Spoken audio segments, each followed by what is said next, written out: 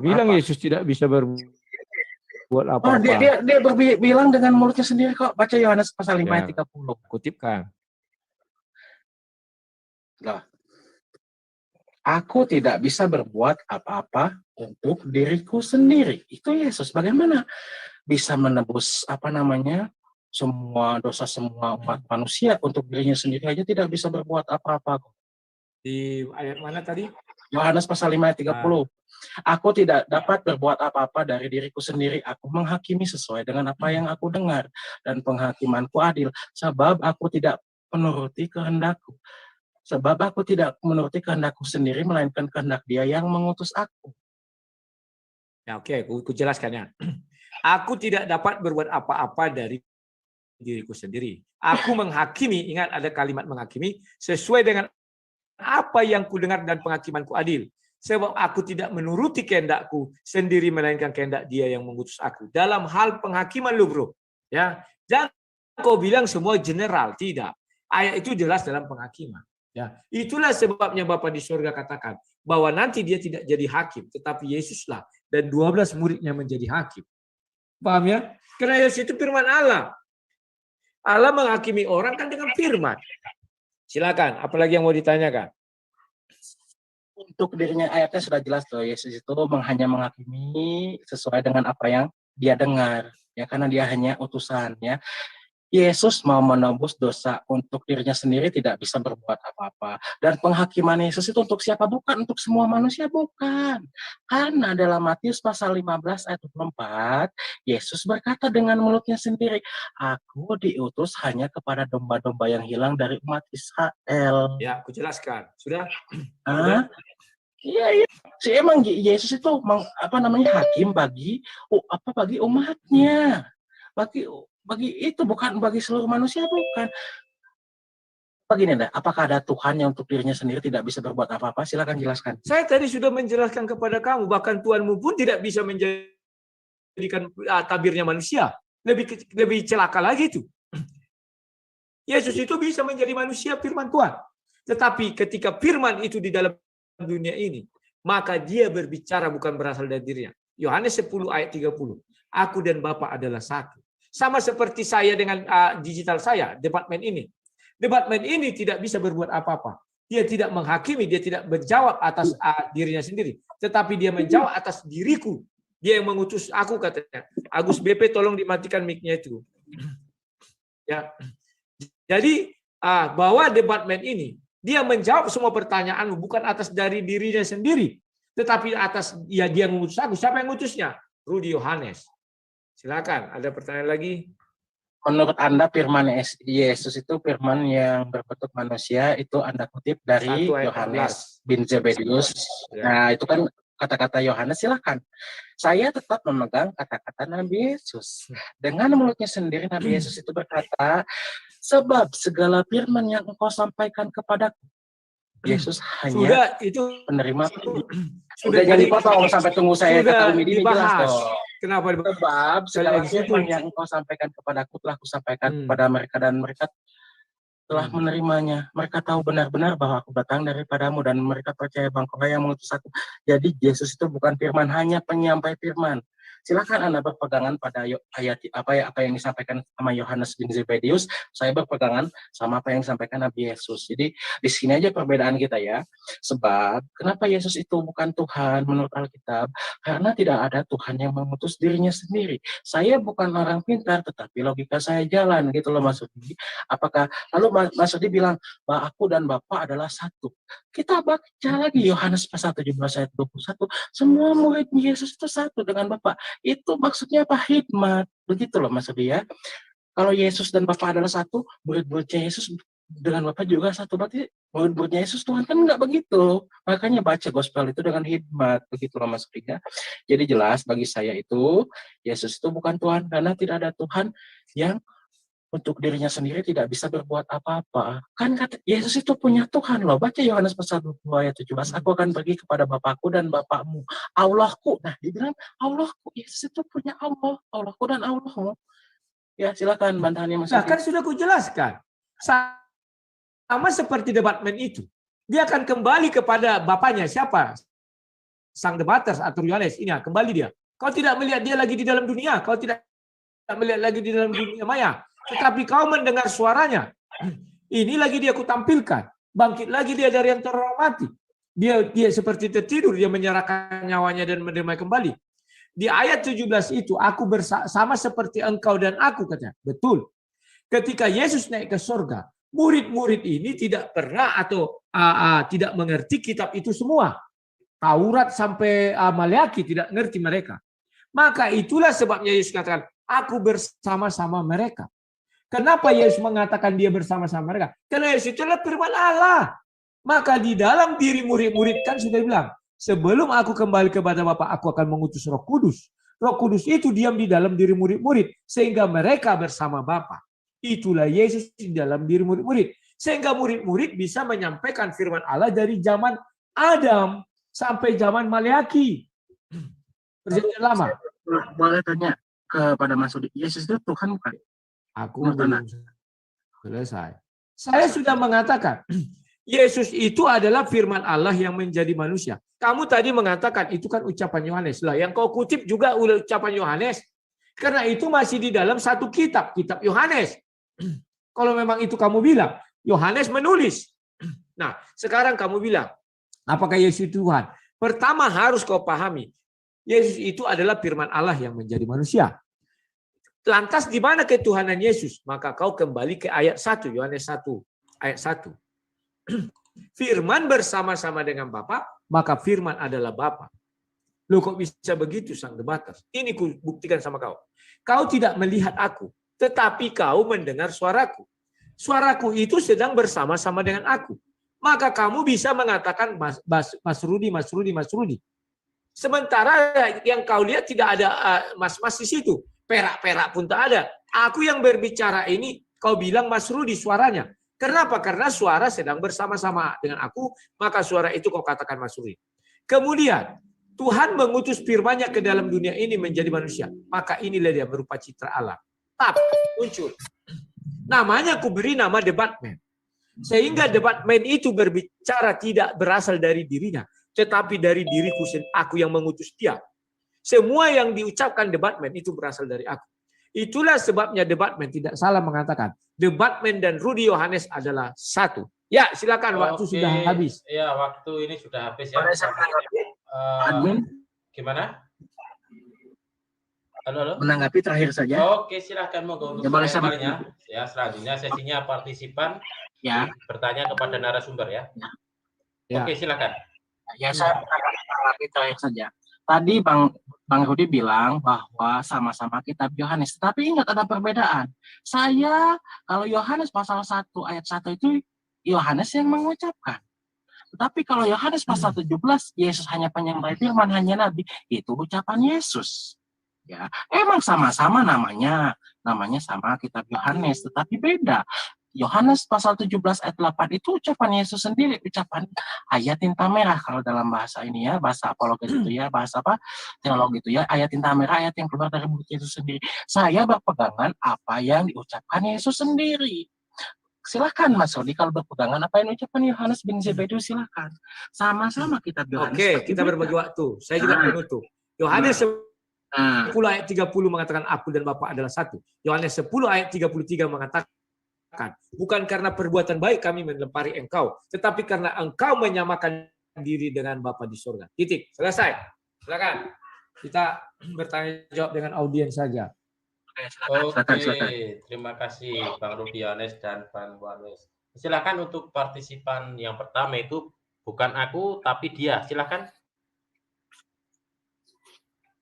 Silakan Bang. Selamat malam. Oh, Bang Ramana Raja ternyata. Oke, silakan Bang Ramana Raja. Bang Rudi, ini Rama mau bertanya ini. Siap, silakan. Ada nggak konteks di dalam kitab Bible-nya Bang Rudi, firman befirman, atau Allah keluar dari mulut Allah? Tunggu. Ini agak mantap ini. Adakah konsep di dalam situ Allah keluar dari mulut Allah dan firman berfirman? Keluar dari mulut Allah. Dan adakah satu lagi? Firman berfirman. Firman. Oke, ku jawab. Inilah sering yang membuat kita keliru. Kenapa? Di dalam isi kepala kita tetapkan Yesus itu adalah manusia, Tuhan yang di bumi ini. Sementara Alkitab jelas mengatakan Yesus itu adalah firman Allah yang menjadi daging atau manusia. Dan manusia itu hendak kau beri nama dia Yesus, katanya kepada Yusuf, kata malaikat Jibril. Jadi, adakah Tuhan keluar dari firman? Apa tadi? Adakah Allah keluar? Halo? Dari mulut Allah Allah. keluar dari mulut Allah. Yang dimaksud dengan itu seperti ini. Menurutmu, kamu memanggil saya the Batman. Apakah saya keluar dari saya? Ya jelas. Suara saya keluar dari saya. Maka kamu mengatakan suara saya itu adalah saya. Suara itu keluar dari saya. Yang keluar dari saya itu kamu katakan, Bang Rudi, Bang Rudi. Itu yang bisa saya jawab pertama. Yang kedua, adakah firman berfirman? Firman itu kalau sudah menjadi manusia baru berfirman. Titik. Selesai. Firman kalau sudah keluar jadi manusia baru berfirman. Firman yang menjadi manusia itulah yang berfirman. Bapa di sorga, seperti inilah. Debatmen inilah menyampaikan suara si Rudi. Bukan firman berfirman. Kalau tadi memang saya mengutus suara saya atau firman kalau dalam ketuhanan, sekarang saya mengutus wujud saya yang sesungguhnya ini tapi dalam bentuk digital. Ya kan kalau kita kembali ke Yohanes 1 ayat 1 lalu kita sandingkan dengan Yesaya 55 ayat 11 coba ya. Firman itu yang kuutus tidak akan kembali dengan sia-sia. Iya. Ya betul. Sama dengan ini, saya akan mengutus suara saya ini. Dan saya kembalikan kepada saya tidak akan sia-sia. Nah, itu sudah mati. Tetapi dia tidak sia-sia, sudah melakukan pekerjaan. Sudah saya sampaikan semua kepada kalian. Nah, ini yang sekarang ini kayak Yesus itu seperti inilah misalnya. Citra Allah datang, terus mati. Sudah hidup lagi. Terus kembali.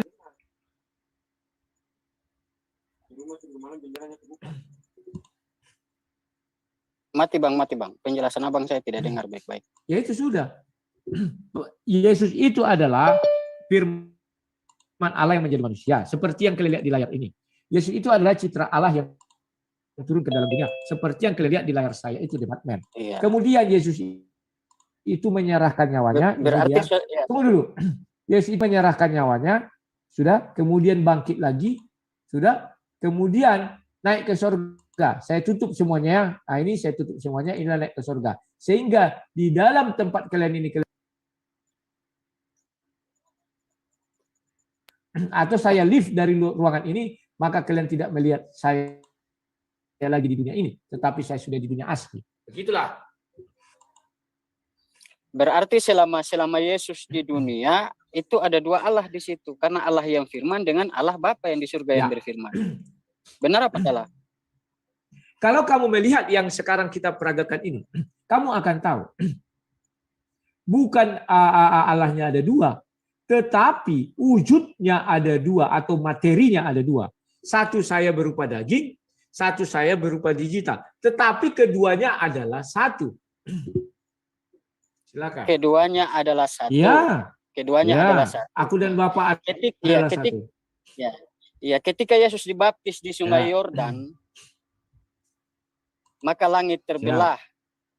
Dan suara Bapa dari surga berkata kepada Yesus, inilah anakku yang aku kasihi, hanya kepadanya lah aku berkenan. Bagaimana Anda mengatakan itu satu, sedangkan ini ada dua oknum lagi berbicara. Apanya yang menjadi satu di situ, Bang? Sekarang tolong kamu lihat di dalam layar saya ini. Sekarang kita bicara dua dulu. Apakah kami ada dua? Itu dulu coba. Kalau kita pasti masing-masing satu-satu. Ya, satu. Jadi saya sama Bang Rudi angkanya 2. Saya tidak menanya dirimu. Karena kalau dirimu kan sudah tidak di dalam diri saya. Sekarang saya tanya, debatmen yang di layarmu dengan saya yang daging ini, ada 2 atau 1? Kalau selesai dialog, ada gambar, tetapi bukan asli. Saya tidak tanya karena itu. Saya tidak tanya itu. Saya tanya, gambar yang kamu lihat di layar kau ini, debatman, saya Rudi Yohanes yang di layar debatman. Apakah kami ada 2 atau 1? 1, Bang. Ya, 1. Di dalam satu kesatuan. Tetapi di dalam materinya kami 1 apa 2?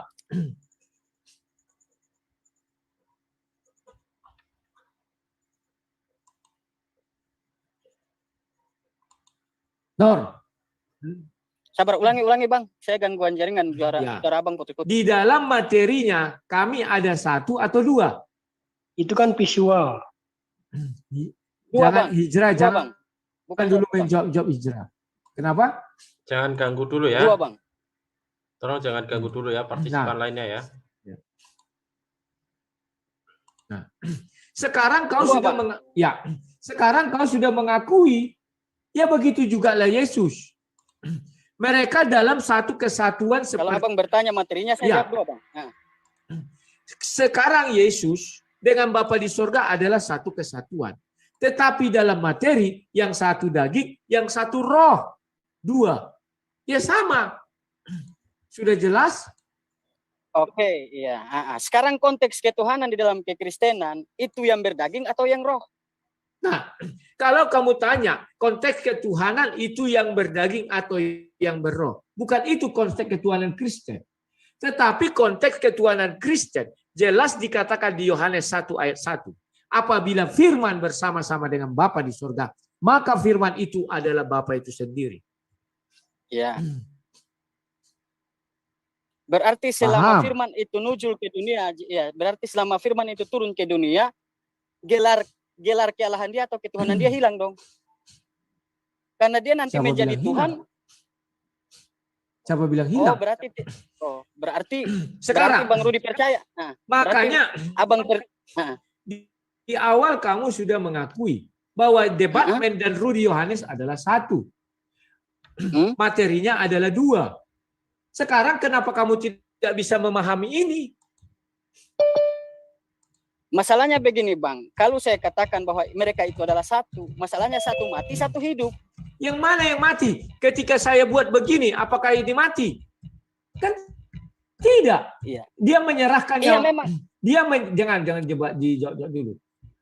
Dia menyerahkan nyawanya untuk menerimanya kembali. Bangkit lagi. Kan dimatikan, dihidupkan suka-suka dia lah. Dia yang punya nyawa kok. Iya kan? Iya. Dia yang punya nyawa. Untuk menerimanya kembali. Tetapi di sini terkesan adalah 2 oknum. Di sini terkesan bukan terkesan, memang dua materi. Bukan terkesan, memang 2. Apakah 2 materi ini mempunyai posisi yang sama-sama Allah? Ingat, prinsipnya sama apabila firman bersama-sama dengan Bapa, maka firman adalah Bapa. Contoh, ketika aku berbicara seperti ini memang aku. Tetapi ketika ada orang menyamar, ditempelkannya gambarku tidak bergerak, tidak hidup. Itu kan palsu. Bukan Bapa dia. Tetapi ini adalah 1. Makanya kau bilang debatman itu adalah Rudi Yohanes.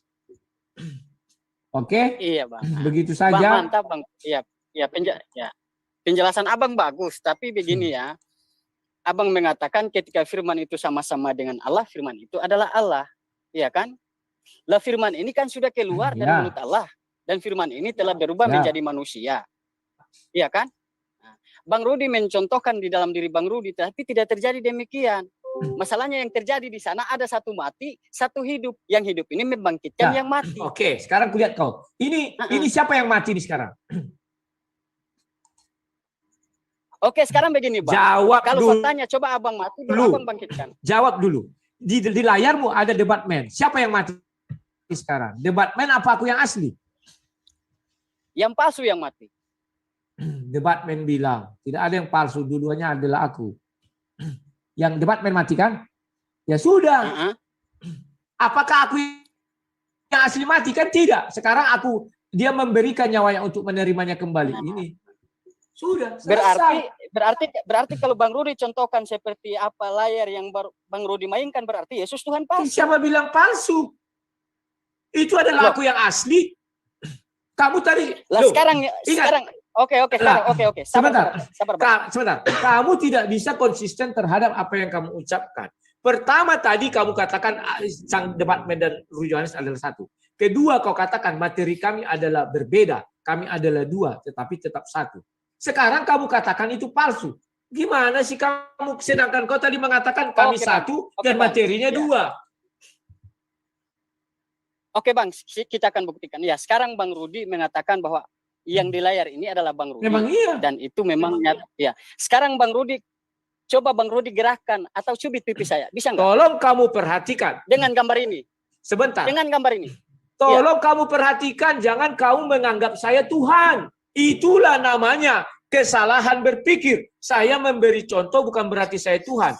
Sedangkan saya, sebentar. Sedangkan saya bisa. Tunggu dulu. Sedangkan saya bisa, apalagi Tuhan. Oke, yang lain bertanya. Selesai kau bertanya, banyak kali kau bertanya. Oke, sabar, saya sangka satu kali. Nah, tidak. Ya. Aturannya tidak begitu. Makanya ini aturannya tidak begitu. Aturannya tidak begitu. Makanya ini terbukti, Bang. Ini terbukti, Bang. Aturan mainnya tidak begitu. Tidak ada yang terbukti. Aku yang bisa buktikan. Sebentar, saya sangka satu kali. Oleh sebab ini kan terbukti. Kalau memang Bang Rudi tidak bisa sentuh pipi saya, maka terbukti. Yesus pun berkata, aku tidak dapat berbuat apa-apa dari diriku sendiri, melainkan Dia yang mengutus aku. Berarti Yesus ini palsu seperti gambaran Bang Rudi yang bisa dilihat tidak bisa berbuat apa-apa. Kau merasa saya Tuhan. Terima kasih. Oke, cukup. Nah, sekarang Bang Rudi dengan gambarnya. Terima kasih, titik. Kamu merasa saya Tuhan. Ini kan sama. Sudah, selesai Ramana Raja. Bang Rahmana, hormati aturan main. Oke, sekarang saya lanjut setelah sesi ini aja, Bang Rahmana. Oke, silakan sekarang untuk Pak Sul. Silakan Pak Sul. Open mic-nya. Pak Sul ingin bertanya kepada siapa? Narasumber Muslim atau Kristen? Monggo Pak Sul. Oke, saya mau bertanya ke Pak debatmen ini. Oke, silakan. Malam. Pak Rudi. Jadi begini, saya mau tanya begini Pak. Ini kan kita selalu bertanya masalah ayat dalam Bible yang mana perkataan Yesus dia mengaku utusan dan tidak bisa berbuat apa-apa, kan begitu. Nah, jawabannya pasti bahwa yang berbicara itu adalah kemanusiaannya. Jadi yang saya mau tanyakan, tolong dijawab pakai data Pak ya. Saya tidak mau asumsi-asumsi. Pada saat kapan dia Tuhan? Kalau yang berbicara ini kemanusiaannya yang tidak dapat berbuat apa-apa. Jadi pada saat kapan dia Tuhan yang berbicara ini? Oke, itu aja dulu Pak. Saya akan jawab. Kita tidak bisa lepas dari Yohanes 1 ayat 1. Memang ayat ini dibenci orang yang membenci Tuhan Yesus adalah Tuhan. Bahkan saudara membenci ayat ini. Yohanes 1 ayat 1 jelas mengatakan, firman bersama-sama dengan Bapa di surga, maka firman itu adalah Bapa. Pada saat kapan Yesus itu Tuhan? Yesus ketuhanannya ketika bersama-sama dengan Bapa ya. Maka segala kegiatan rohani, segala kegiatan ketuhanan, segala kegiatan surgawi itu saat Bapa bersama-sama dengan Yesus. Tetapi segala kegiatan kemanusiaan seperti maaf, lari pagi, maaf ya, atau makan, itu tidak sedang bersama-sama. Pas dari Yohanes 1. Halo Bilun, matikan dulu mic-nya itu. Bilun. Oke, silakan Pak Rudi, mohon maaf ya. Sudah, itu jawab. Ya, itu jawab. Silakan Sul. Begini Pak, pertanyaan saya kan begini. Ketika dia berkata tidak dapat berbuat apa-apa atau dia hanya utusan Allah, jadi pada saat kapan dia Tuhan? Sudah saya jawab. Jawabannya saya rasa kurang pas, tapi enggak apa-apa. Oke, lanjut. Jawabannya bukan kurang pas, tetapi kamu tidak mengerti apa yang saya katakan. Itu yang pasti. Silakan yang lain. Oke, terima kasih ya Bang Sul, Bang Sulaiman. Silakan selanjutnya partisipan selanjutnya yaitu Bang Jeffrey. Silakan monggo Bang Jeffrey ingin bertanya kepada siapa? Narasumber Muslim atau Kristen? Oke. Sebelum dimulainya dari Pak Jeffrey, ini ya, acara ini diselenggarakan oleh RIM Risalah Islam Media dan disiarkan langsung channel Risalah Islam Media dan Wican RIM Official dan Rudy Yohanes channel. Oke, terima kasih. Silakan lanjut Pak Jeffrey, monggo. Baik, terima kasih. Assalamualaikum warahmatullahi wabarakatuh. Waalaikumsalam. Saya mau bertanya ke Lai Rudi ini. Siap. Mengenai ketuhanan Yesus. apakah Yesus ini sudah Tuhan pada saat dia keluar dari rahim? Artinya dia sudah pada saat dia nge-nya, dia sudah Tuhan, atau pada saat nanti dewasa, atau pada saat dia dibunuh? Ayo, silakan. Makasih. Makanya Yohanes 1 ayat 14 itu sudah jelas mengatakan firman menjadi manusia. Maka ketika Yesus brojol, itu adalah firman menjadi manusia. Dan manusia itu harus kamu beri nama Yesus. Artinya ketika lahir itu belum punya nama. Maka Yusuf memberi nama dia adalah Yesus. Itulah Yesus. Nah, kapan dia menjadi Tuhan? Yohanes 1 ayat 1. Firman bersama-sama dengan Bapa, maka firman adalah Bapa. Maka seluruh... Saya bertanya, Lairudi, saya bertanya apakah dia sudah jadi Tuhan? Saya tidak mengatakan tentang firman, tetapi saya bertanya apakah dia sudah jadi Tuhan? Ya pada saat nyanyi atau nanti dewasa atau setelah dibunuh? Kan sudah saya jelaskan. Pada saat firman bersama-sama dengan Bapa. Mau bersama dengan Bapa artinya dia tuh sudah Tuhan di situ ya? Iya, bersama-sama dengan Bapa itulah Tuhan. Saya berbicara tentang... Kenapa kamu juga yang lucu? Ya saya juga bercerita tentang Tuhan. Lucu lah. Kamu lucu. Anda yang meyakini. Saya sudah jawab. Apakah dia Tuhan? Pada saat dia saya sudah jawab.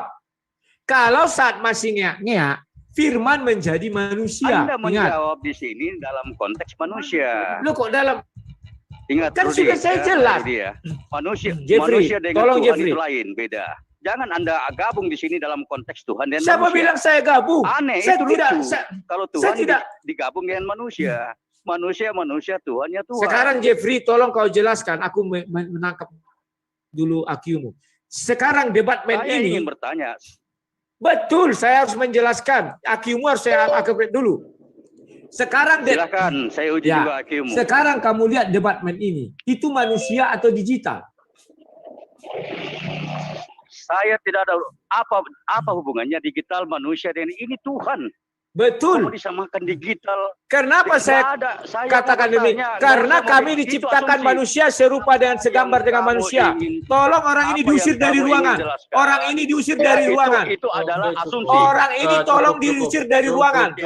Tolong orang ini diusir dari ruangan. Saya berbicara. Saya pembicara, diusir. Oke. Tolong hargai narasumber. Dia tidak bisa. Oke, apa selanjutnya aja ya. Iman saya ya. Oke, silakan selanjutnya aja. Mohon maaf ya Pak Jeffrey ya. Oke, selanjutnya Bang Dedi Wijaya silakan. Bang Dedi. Baik, terima kasih Pak Moderator. Ya. Oke. Pertanyaan saya kepada Bang siapa nih? Bang Rudy Yohanes, sang debatman, sang debatur. Ya. Pertanyaan saya cukup 5 detik dan mematikan ya buat ini. Selanjutnya buat Bang Tristan ya nanti setelah saya ya. Oke, Bang Rudy Yohanes, itu kenapa topeng dilepas? Dari kemarin gitu. Tolong dipakai. Cukup itu saja dari saya. Oke. Terima kasih. Kalau dipakai ini dolarnya kuning, kalau dilepas dolarnya hijau. Oke, terima kasih moderator. Terima kasih. Yuk. Lanjut. Oke. Oke, Bang Dedi, terima kasih Bang Dedi. Oke, silakan selanjutnya Tristan. Monggo Tristan ingin bertanya kepada siapa? Assalamualaikum. Oke, waalaikumsalam warahmatullahi wabarakatuh. Pegangan.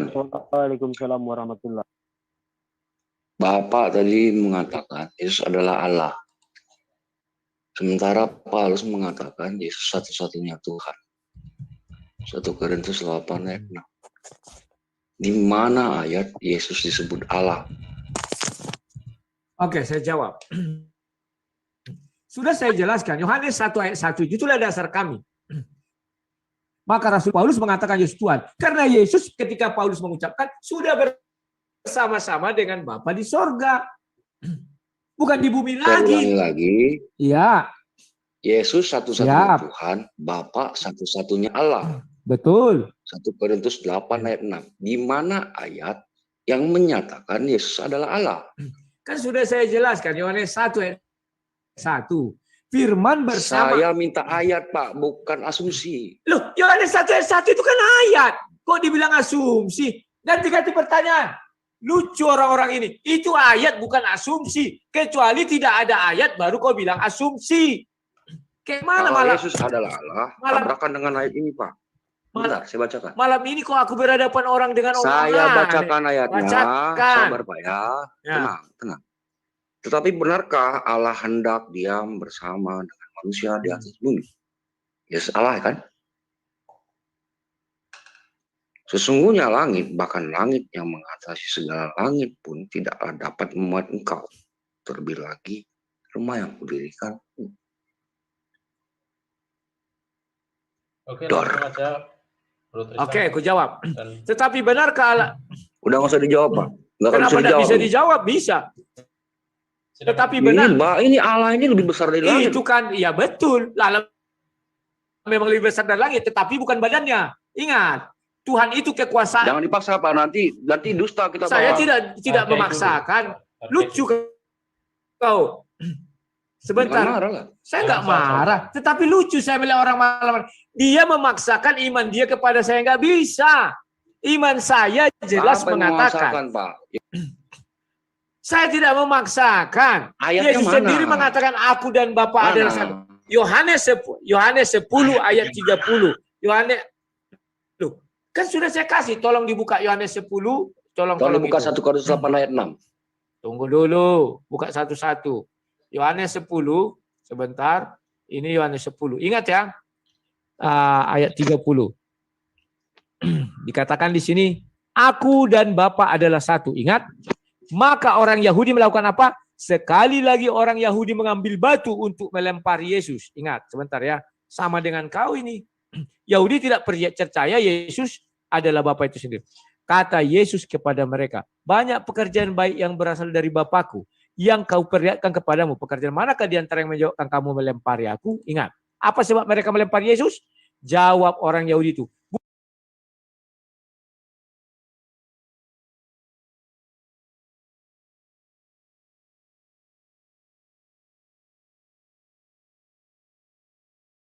bukan karena satu pekerjaan baik, maka kami mau melempari engkau. Melainkan, engkau menghujat Allah dan karena engkau sekalipun hanya seorang manusia saja, menyamakan dirimu dengan Allah. Titik.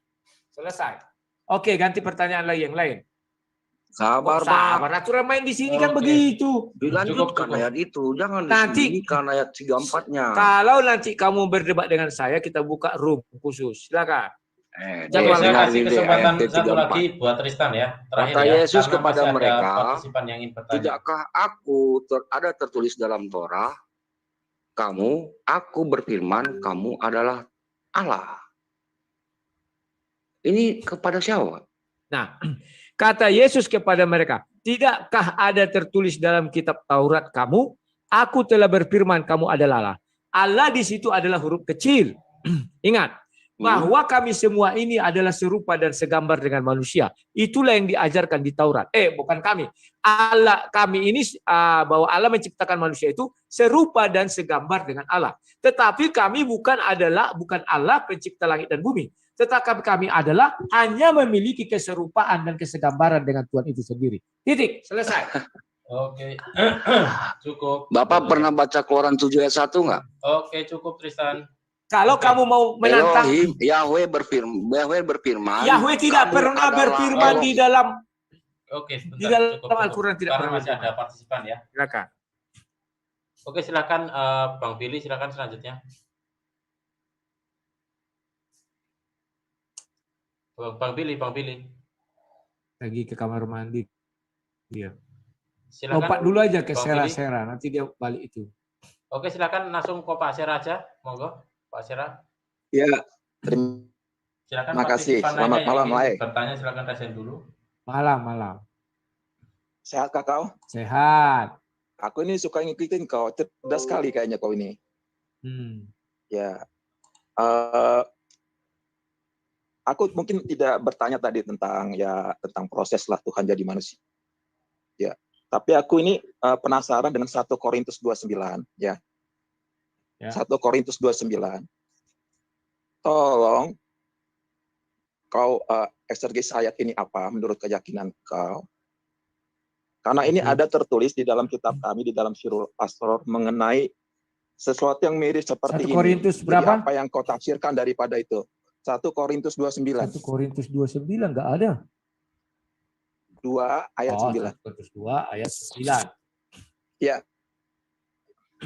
Tetapi seperti ada tertulis, apa yang tidak pernah dilihat oleh mata dan tidak pernah didengar oleh telinga dan yang tidak pernah timbul dalam hati manusia, semua yang disediakan Allah untuk mereka yang mengasihi Dia. Terus pertanyaannya, Ya apa itu?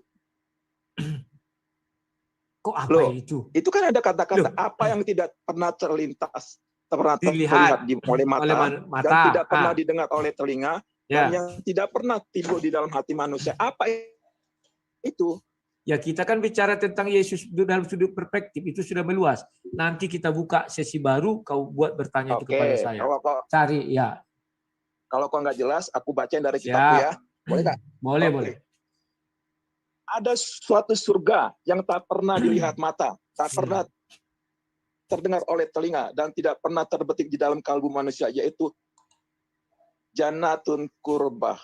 Tidak ada bidadari, istana, madu, atau susu di dalam surga ini. Itu yang dimaksud oleh si Rasul Paulus. Lah, ya itu buktinya sudah didengar oleh telinga, barusan kau sebutkan. Dipandang mata memang tidak ada. Gimana sih? Maksudnya ini sesuatu yang tidak kita bisa bayangkan loh. Kita tidak bisa imagine. Siapa bilang tidak bisa bayangkan? Siapa bilang tidak bisa bayangkan? Kamu bisa bayangkan surga. Bahkan Tuhan pun bisa kita bayangkan. Kenapa tidak bisa bayangkan Tuhan? Dia mengatakan menciptakan Adam dan Hawa dengan kedua tangannya. Kalau kau mau mengatakan dia bukan manusia, berarti tangannya adalah kanan semua atau kiri semua. Karena kalimatnya dua tangan, tidak boleh lebih. Atau tangannya di kepala, atau tangannya di telinga. Itu yang tidak manusia. Kalau manusia seperti ini. Kamu tidak apa bisa begitu? Menafsirkan Tuhan itu dalam bentuk. Tuhan yang kami yakini itu tidak berbentuk. Tuhan menjelaskan sendiri bahwa dia menciptakan manusia dengan kedua tangannya. Itulah sebabnya kami mengatakan bahwa Tuhan itu menciptakan kami serupa dan segambar dengannya. Kalau kami bilang Tuhan tidak serupa dengan kami, maka Tuhan tangannya mungkin di sini. Kalau selagi masih seperti ini tangannya sama dengan manusia. Keyakinan kau. Tapi keyakinan kamu dengan Judaism bahwa Allah dan Yahuwah itu tidak berbentuk, maka tidak ada tangan. Itu ayat-ayat metafora. Siapa bilang Judaism tidak mengatakan Tuhan tidak berbentuk? Oke, yang lain. Oke, terima kasih ya. Oke, terima kasih Pak Sera. Oke, silakan selanjutnya Bro Billy dulu. Silakan Bro Billy. Pak Billy Lin, silakan. Billy Lin. Pak Billy. Si Undin. Oke. Silakan karena Bang Billy belum ini bisa. Silakan Umi. Oke, terima kasih. Mau tanya nih sama Bang Rudi dari tadi. Katanya Allah itu ada tangannya begitu karena di dalam ayat Allah menciptakan kita dengan tangannya begitu, ya kan? Ya, Kejadian 2. Ya, itu karena Tuhannya Bang Rudi itu nuzul menjadi manusia ya. Tidak. Tetapi memang sejak semula Allah ingin menjelaskan kepada manusia bahwa manusia ini diciptakan serupa dan segambar dengan Tuhan.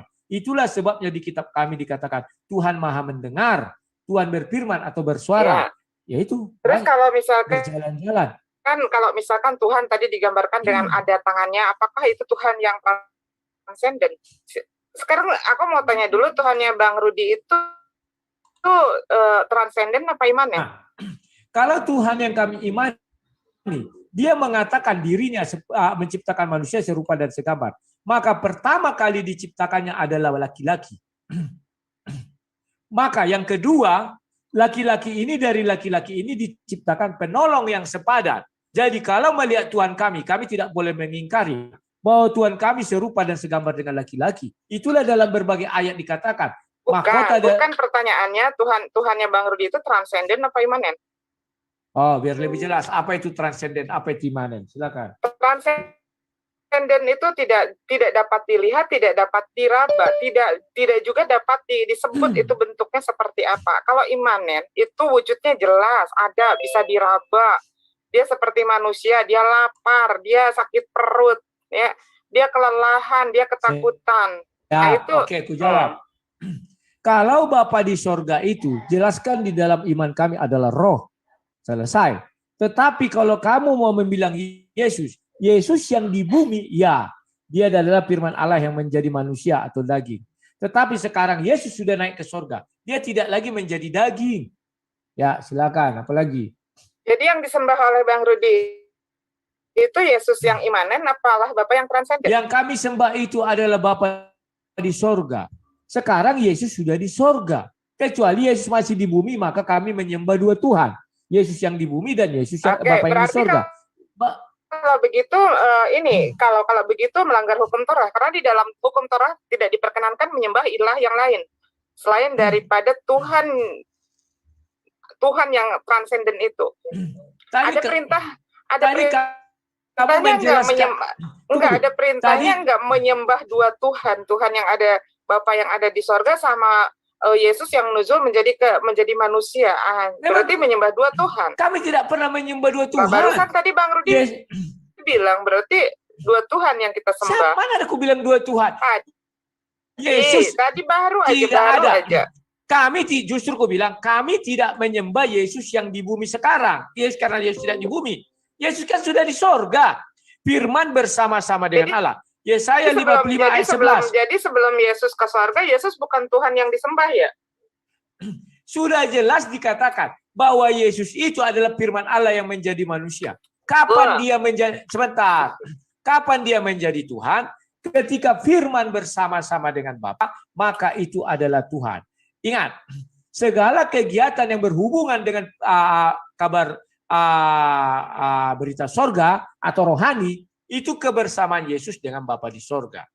Tetapi segala kegiatan kemanusiaan itu Yesus tidak bersama Bapa di sorga. Apa yang salah? Jadi Yesus itu adalah firman ya, firman yang menjadi manusia. Ya, betul. Yesus yang di bumi. Kalau Bang Rudi firman yang menjadi manusia bukan? Saya enggak firman menjadi manusia saya. Karena kami itu dalam perspektif Kristen, setelah Adam dan Hawa jatuh ke dalam dosa, maka ada birahi ibu saya dan bapak saya, maka jadilah saya. Tidak difirmankan lagi kejadian saya, tetapi itu langsung telur sama sel sperma menjadikan saya. Lahirnya Bang Rudi itu ya, atau Bang Rudi menjadi janin di dalam kandung bukan karena kehendak Tuhan, atau hanya cuman wik-wik ibu sama bapaknya Bang Rudi aja? Kalau mengenai kelahiran saya, itu sudah jelas dikatakan di dalam firman Tuhan. Sel telur sama sel sperma atau ibu saya dan bapak saya tidak bisa dipungkiri. Tanpa adanya kehendak dari Allah Bapa yang ada di sorga. Kehendak Bapa di sorga tidak dibuatkan lagi untuk menciptakan manusia. Tidak lagi, sudah selesai semua. Dia berjalan sesuai prosedurnya, otomatis. Kecuali sebentar, belum selesai. Berarti ayat yang ada di dalam Bible kalau manusia itu diciptakan dari debu dan tanah harus dirobek ya, tidak berlaku lagi ya. Manusia diciptakan dari debu dan tanah itu merujuk kepada Adam. Setelah kami ini tidak diciptakan lagi dari debu tanah, tetapi hubungan suami istri. Tetapi kami tetap dikatakan tercipta dari debu dan tanah. Kenapa? Karena si Adam lah nenek moyang kami. Ada ayatnya yang menyatakan bahwa penciptaan Bang Rudi Yohanes atau manusia setelah Adam itu bukan melalui proses penciptaan dari Allah Bapa yang ada di sorga, tetapi penciptaan itu didasarkan dari wik-wiknya ibu dan bapak. Ada nggak ayat? Tolong ditunjukkan. Kejadian 3. Coba Kejadian 3. Ayat 16, baca saja Kejadian 3 ayat 16. Ada yang bisa nggak minta tolong Kejadian 3? Benar nggak itu? Kalau misalkan penciptaan manusia itu dari hasil bersetubuh antara ibu dan bapak. Ya. Pertama itu sebentar. Saya share saja ya, saya share. Pertama adalah itu di Kejadian 1 dulu. Pertama. Kejadian 1 itu ayat 28 jelas. Dikatakan di situ nih. Allah memberkati mereka lalu Allah berfirman kepada mereka, beranak cuculah. Artinya anak cucu ini bersumber dari siapa? Ini. Bentar ya. Sebentar. Beranak cuculah dan penuhilah bumi. Maka dibuat di Kejadian 2 setelah si Adam Hawa ini. Sebab seorang laki-laki akan meninggalkan ayah dan ibunya dan bersatu sehingga keduanya menjadi satu daging. Bang Rudi, itu tradisi Yahudi ya, bahwa setiap rabi atau anak laki-laki itu wajib menikah. Salah Bang Rudi ngambil ayat itu. Kenapa? Itu tradisi Yahudi itu memang seperti itu. Setiap laki-laki diwajibkan menikah, apalagi seorang rabi. Ya, kalau anak laki-laki tidak menikah, tidak melakukan basar ehad, ya, tahu kan basar ehad? Terus? Ya, tidak melakukan basar ehad itu dikatakan tidak sempurna laki-laki itu. Berarti setiap laki-laki dalam ajaran Yahudi itu haruslah melakukan basar ehad. Sekarang laki-laki itu tidak. Sebentar dulu. Kalaupun laki-laki itu tidak mendapatkan jodoh, maka wajib orang tuanya mencarikan jodoh, apalagi seorang rabi atau Yesus. Yesus kan laki-laki, ya kan? Dia bangsa Yahudi. Artinya dia harus melakukan pernikahan atau basar ehad. Sebentar, udah aku jawab yang. Kamu sudah mengembangkan ke sana. Tadi kamu pertanyaan bukan itu. Saya jawab dulu yang kau pertanyakan tadi. Karena Bang Rudi nunjuknya ke ayat ini. Ini adalah ayat kewajiban seorang laki-laki dari bangsa Yahudi. Inilah dasar manusia menikah. Setelah itu Yahudi mengikuti ini. Tidak Bang. Itu salah. Itu diambil dari Yahudi, Bang. Tidak. Sebentar. Yang aku minta, aku menjelaskan dulu. Bang Rudi, urutannya jelas. Saya minta bukan dari ajaran Yahudi, tapi dari ajaran kekristenan. Sebentar. Makanya dengar dulu. Mana ayat yang Umi minta? Kalau penciptaan manusia itu adalah hasil dari persetubuhan ibu dan bapak, bukan tentang basar ehad. Jangan diambil dari kitab Yahudi, jangan dari Bible. Sebentar dulu, ku bilang sama kau. Nggak bisa. Jangan saya minta begini loh Bang. Jangan saya minta dalil dulu urutannya. Sebentar. Tunggu, diamkan dulu orang ini. Dia selalu begini. Ya, kalau saya belum menjawab. Tidak, aku belum menjawab. Aku belum menjawab. Ayatnya penciptaan manusia, jangan justru ngasih ayat tentang basar ehad, Bang Rudi. Berarti saya menguasai kitab Yahudi.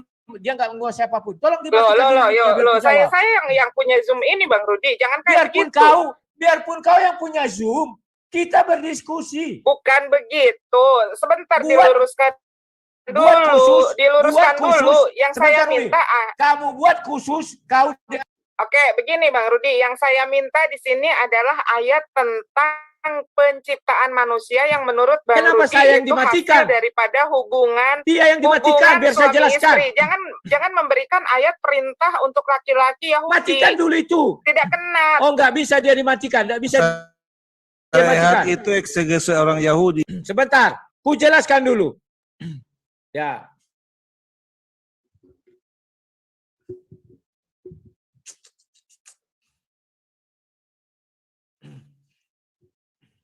Ya, dari sini saya tolong Bu Uminya dipadamkan dulu itu suaranya Uminya. Bukan firman Tuhan, itu eksegese orang Yahudi. Itu kebersamaan Yesus. Tolong dipadamkan dulu suara Umi Dini baru saya jawab. Kalau belum dipadamkan saya nggak mau jawab meskipun ini ruangnya. Karena dia yang buat aturan sini. Ini akan membuat saya berpikir untuk masuk Zoom ini. Jadi karena dia memiliki Zoom, dia suka hati, nggak bisa gitu. Nggak usah kejang-kejang. Saya nggak kejang.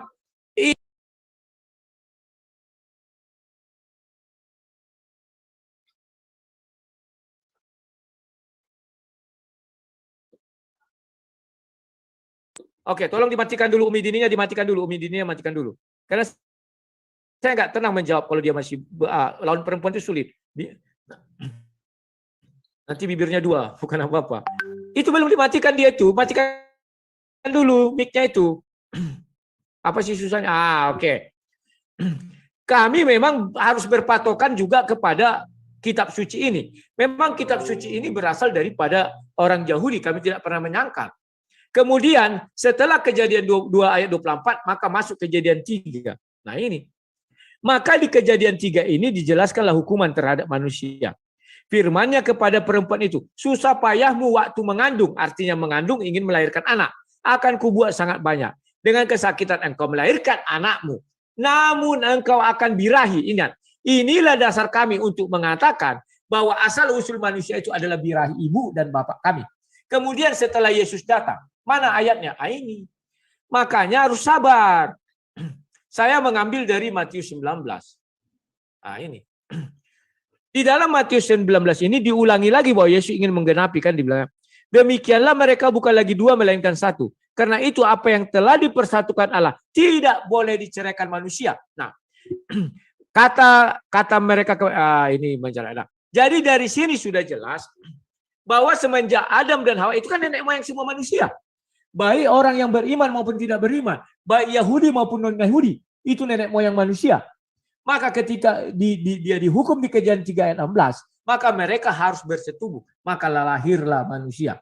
Tidak ada lagi seperti maka berfirmanlah Allah, jadilah Umdin, maka Umdin jadi. Berfirmanlah Allah, jadilah Rudi Yohanes, maka jadi. Tidak demikian lagi. Oke, itu yang bisa saya katakan karena waktunya sudah 2 jam. Kita cukupkan aja sampai sekian, gimana? Silakan. Bagi yang mau menantang, silakan. Jangan dulu berangkat dong, kan silakan. Belum selesai. Jangan dulu berangkat, kan belum selesai. Din, dia yang buat peraturan kalian, tetapi kalian tidak pernah menghargai peraturan enggak, kalian buat. Kok aku nanya kenapa jadi kejang-kejang, kan belum selesai. Barusan aku nggak kejang-kejang. Ya. Karena peraturan kita di sini bertanya jawab, kau berapa kali menyangga langsung ya aku menjawab. Ayo udah silakan.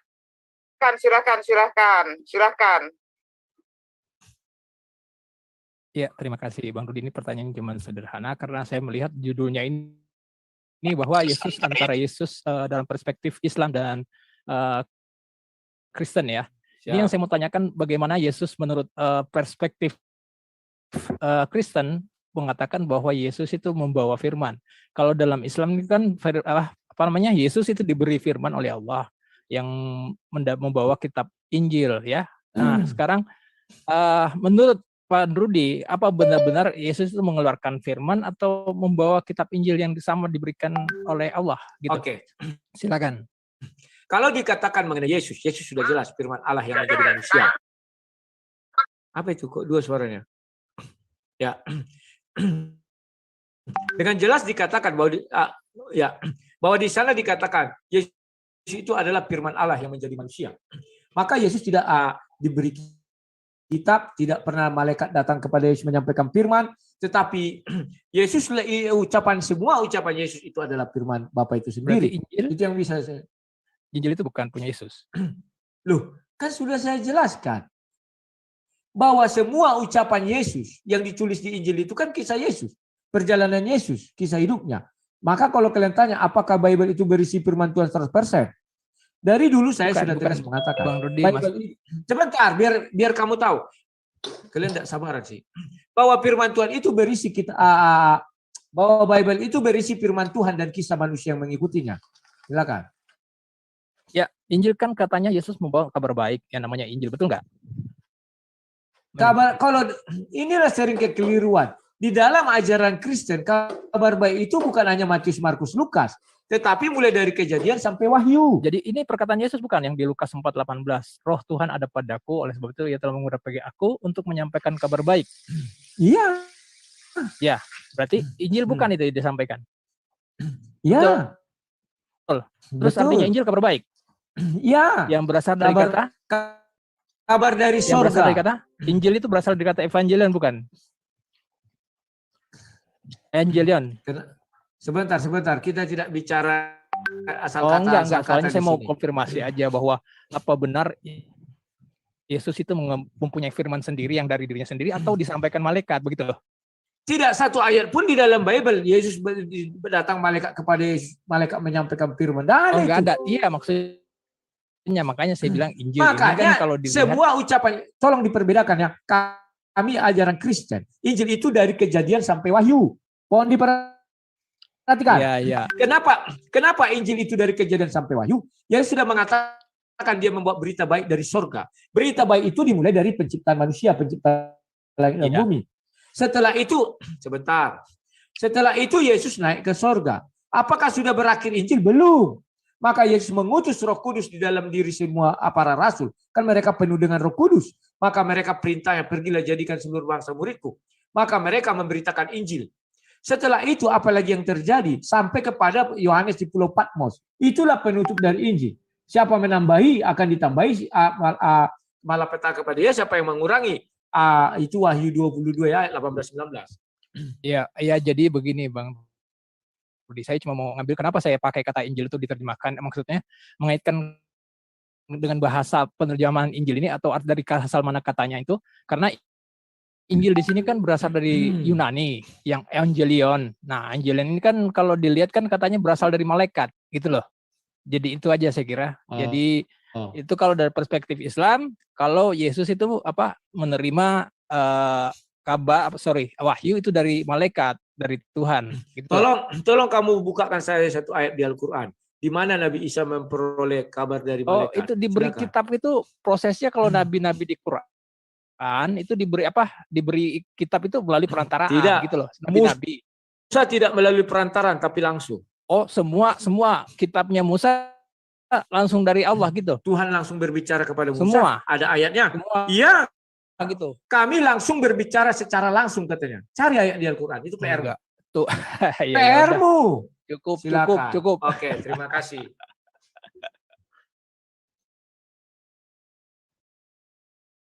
Sudah 2 jam saya cukup.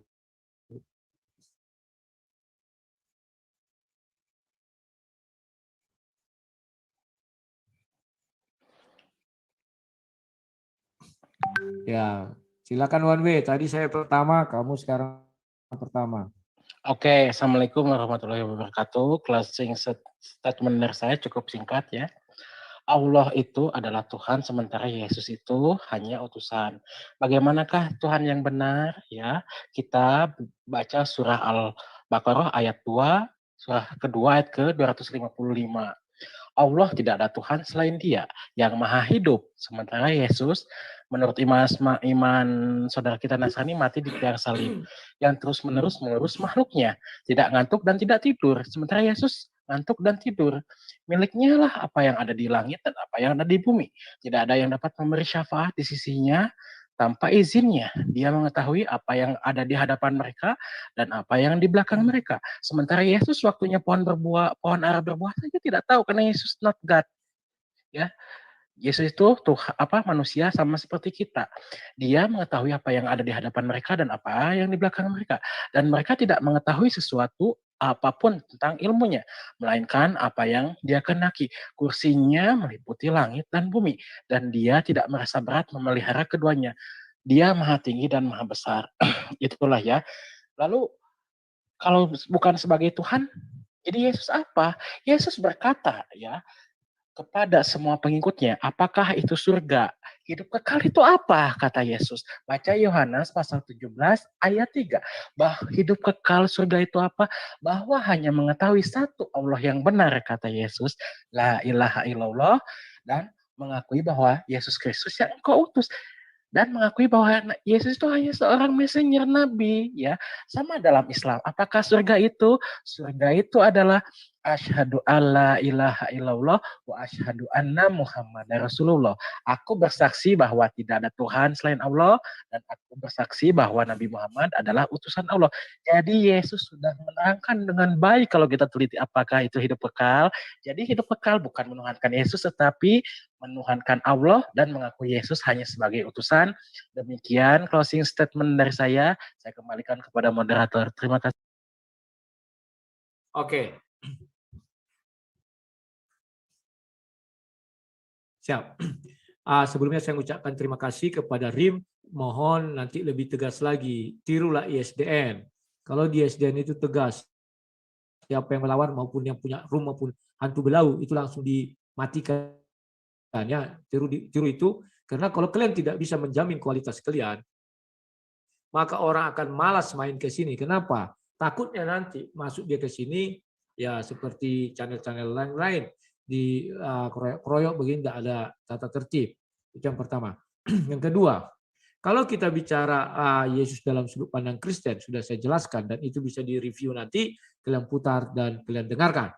Tetapi kalau mengenai Nabi Isa, sampai detik ini, kawan-kawan Muslim tidak pernah mau mengakui bahwa Nabi Isa, Injil Nabi Isa sudah dituliskan. Saya heran kenapa mereka tidak mau mengakui. Selalu mereka mengatakan bahwa Injil Nabi Isa itu hanya dilafalkan, diucapkan, tetapi tidak dituliskan. Begitu saya buka Waraka bin Naufal, lah penulis Injil. Mereka kebingungan. Saya nggak tahu mereka bingung kenapa. Karena mungkin mereka mengatakan Injil itu Matius, Markus, Lukas. Ternyata tidak. Injil itu adalah Warakah bin Naufal ayat 1. Warakah Naufal 1 ayat 1. Gitu isinya yang setahu saya. Karena ada di hadis. Tidak ada Matius 1, Matius 2, Matius 3. Tidak ada itu. Karena itulah Injil yang diturunkan oleh Allah SWT kepada Nabi Isa. Dan itu jelas dikatakan atas seizin. Kalau memang Warakah bin Naufal ingin menerjemahkan saja, tidak perlu izin dari Allah. Dia tinggal terjemahkan sendiri. Tetapi ayat itu mengatakan ditulis langsung. Dan di dalam bahasa Arab sesuai kehendak Allah SWT. Pertanyaannya, kemana Injil itu sekarang? Kita nggak tahu kemana. Padahal itu ditulis ketika Nabi Muhammad baru pertama menjadi Nabi. Surah Bukhari 3 kan ketika Nabi Muhammad menjadi Nabi pertama sekali. 610, tahun 610. Ya. Artinya saat itu alat cetak sudah mulai ada. Saat itu alat penyimpanan sudah mulai bagus. Itu yang kita tidak tahu. Sehingga kita tidak dapat mencari jejak Nabi Isa. Mau kemana kita cari, tidak tahu kita. Maka tadi ada Allah berfirman kepada Nabi Isa. Itu firman itu dimanapun kita tidak tahu terletaknya di mana. Dan bahwa kita mengatakan, kalau kita surah Maryam ayat 30 jelaskan apa? Bahwa Nabi Isa mengatakan sudah membawa Injil. Kitab Injil sudah dibawa Nabi Isa. Tetapi apa? Bukan berupa buku tentunya. Di mana Nabi Isa membawa buku itu? Tak mungkin. Tetapi di dalam hati. Sama seperti Nabi Muhammad mungkin begitu. Makanya dilafalkan. Itu kalau Nabi Isa. Nabi Isa memang bukan Tuhan. Kami pun tidak pernah mengatakan Nabi Isa Tuhan. Tidak mau kami karena akan menyinggung perasaan kawan-kawan Muslim. Tetapi bagi kami Yesus adalah Tuhan. Kalian tidak bisa bantah. Karena itu iman kami juga. Jadi kita mari saling menghargai. Tetapi dalam perspektif ini kita berdiskusi dan berdebat, silakan. Tetapi nanti di dalam kehidupan kita sehari-hari, tidak bisa kalian mengatakan, wah Yesus bukan Tuhan. Tidak. Karena itu iman kami. Oke, itu yang saya mau sampaikan. Lebih dan kurangnya mohon maaf jika ada salah saya kepada Umi Dini, kepada Jibrahim, kepada Sarah, kepada Dapi Wijaya, Jeffrey, Soul, dan yang semua macamnya. One Way, terima kasih karena engkau sudah dua kali berdebat dengan saya. Ya. Dan kepada Risalah Islam Media, terima kasih yang sudah menyediakan ruang. Lebih dan kurangnya saya mohon maaf. Terima kasih.